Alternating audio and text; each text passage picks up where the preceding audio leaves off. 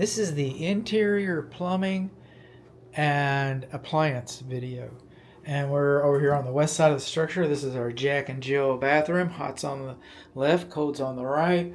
Everything's supposed to be GFCI protected. It's GFCI protected. That's not really plumbing. All the plumbing, speaking of plumbing, all this underneath here looks boring. Okay. Everything goes down, supposed to go down. Bye, Timmy. How do you do that? Try it. Hot's on the left, cold's on the right. This is the same for the two primary showers. This is the same for both of the bathtubs, all three of the bathtubs, including the jet tub. But we should have a single mix control valve on there. We shouldn't have separate ones. And the water, especially on the other side of the house, is especially hot. GFCI receptacle outlets, they should be labeled as being GFCI protected receptacle outlets. And again, kind of boring underneath here. So, there's some interior.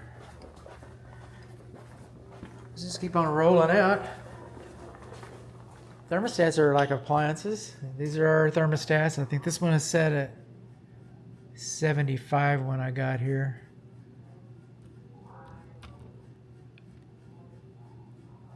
Oh, I guess it's gone back to it. Okay, there you go. Now, on the fireplaces are supposed to have screens, and but what supersedes code? Manufacturer's installation instructions. If this didn't come with a screen, you don't need one, and neither one of the fireplaces have screens. So I think that's fine. This one lights. The other one I couldn't get to light. This one has a hearth extension. Also know that these fireplaces, both of them, they get their combustible air from the same place you get your combustible air. All right? Y'all are in competition for the air inside of this living space so you can burn your fire and the fireplace can burn its fire. So if you read the instructions on most of these fireplaces, they'll suggest that you crack a window or something after a while to relieve some of the pressure. It's UL listed, it's rated, you can install them. I'm not saying that you need a different fireplace or whatever or anything like that, but I don't have the installation instructions, I don't have the manual, and I'm just kind of sharing with you what I know is that you're in competition with that fireplace for some fire. Okay, there you go. I couldn't get the other one to start. I'll show you that here in a little bit. I'm going to roll on through here. We're going to get some of the appliances going here. Okay, this kitchen vent fan vents to the exterior, and the vent pipe in the attic has got cloth tape on it. So if you got a fire down here, you've already got a bad day. And it goes up inside of that vent. Okay, it's not getting any better. But if it goes into the attic and then that cloth tape catches fire spontaneously, you've got a real bad day. You don't have a problem here. You got a problem all the way across your attic. That's how things spread. So that's what I do. I'm a scary little old man. Your cooktops are working fine. Everything's coming on like it's supposed to come on. Your filters are dirty. Your filters are dirty. And you know what I did not do? That's why I like my client. That's why I like you here. Let's see if this thing even works. Yeah, it does.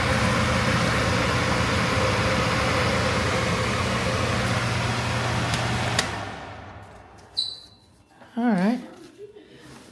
But we got more appliances than that. We got a nice little range. The range and the microwave are built in as a single unit.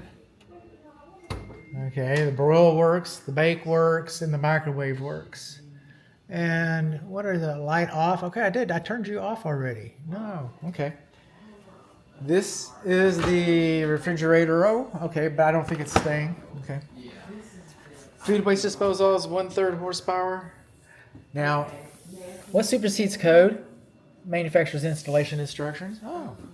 Well, you know what the manufacturer for this garbage disposal said? He says, this switch, that should be a rocker switch. Not a rocker switch. It should not be a rocker switch. It should have a handle on it, say on and off.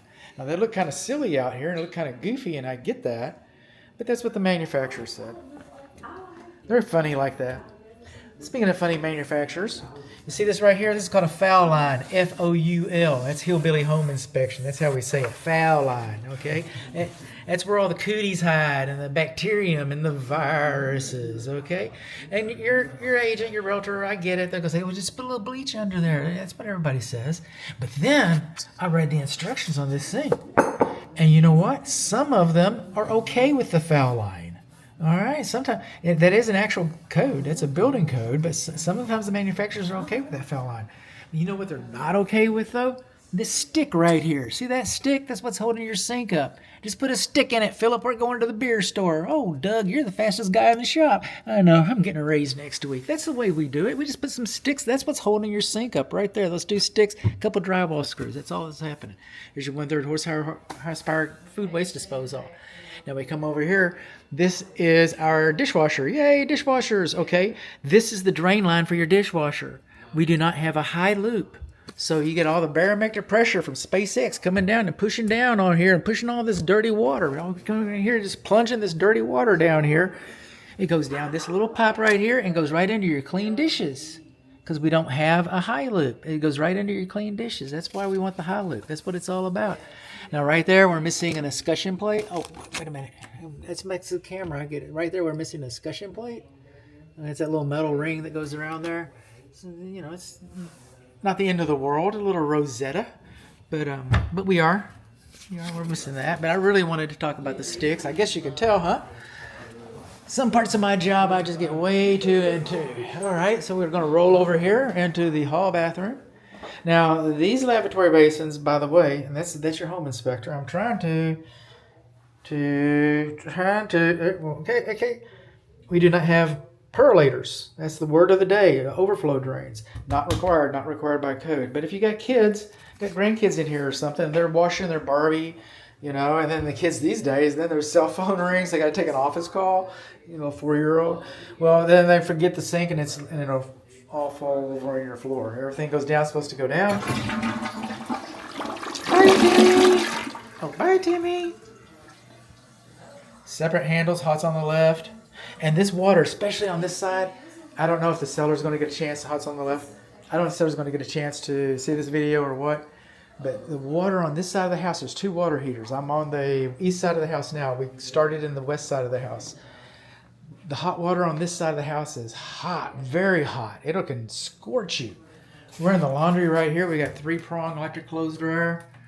Okay, some of the newer ones have 4, so you might want to do some homework, do some research to see how that works.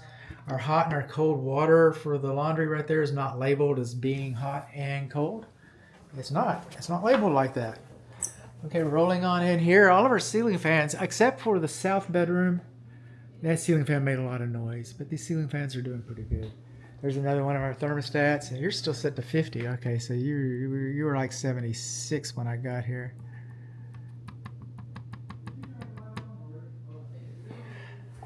I cannot make this fireplace work. You remember me making the other fireplace work? I can't make this one work. Neither one of them has screens. Remember that? They both got glass fronts.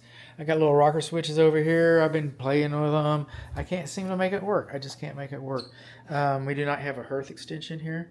And I'm even not sure a hearth extension is necessary because this fireplace is never going to open up. The manufacturer's probably okay with it not having a hearth extension, but I don't have those instructions. So I'm just calling your attention to it, and I'll be a fool. That happens. Again, everything goes down, it's supposed to go down. Got a nice double shower, and the gasket down here is working okay. All right. It's not a new gasket, but it's not all warped out or anything. Got separate handles. Okay, hot's on the left, cold's on the right. Come in. Let's see here.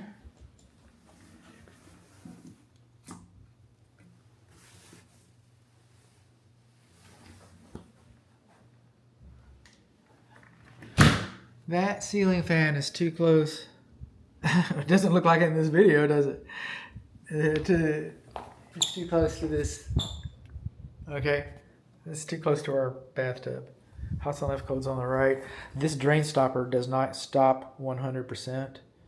Okay, so I cannot find a pump access, and there really might be one. I don't know because we've got so much storage here in this closet.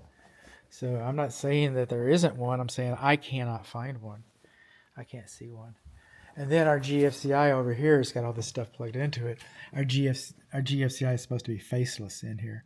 It's supposed to say on and off, and that's it. We're not supposed to be able to plug an iron or a meta thing or anything like that. We're not supposed to do anything like that. It's just supposed to be faceless. That receptacle, that circuit is dedicated to the jet tub and only the jet tub. Hot's on the left, cold's on the right. Again, everything in here is boring.